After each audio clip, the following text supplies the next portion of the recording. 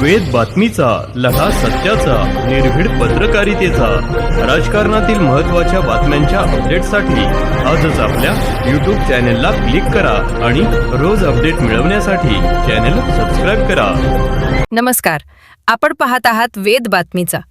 देवळाली प्रवरा बाजारतळावरील व्यापाऱ्यांनी भाडेवाढी विरोधात नगरपालिकेकडे निवेदन देत वाढीव भाडे रद्द करण्याची मागणी केली आहे.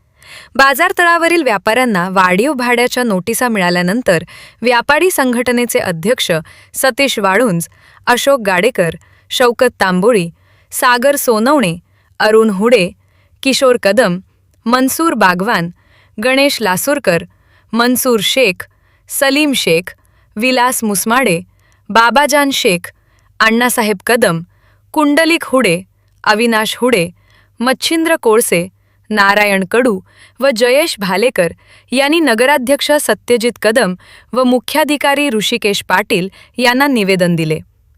व्यापाऱ्यांनी अचानक करण्यात आलेली भाडेवाढ अन्यायकारक असल्याचे सांगत ती टप्प्याटप्प्याने करावी अशी मागणी केली.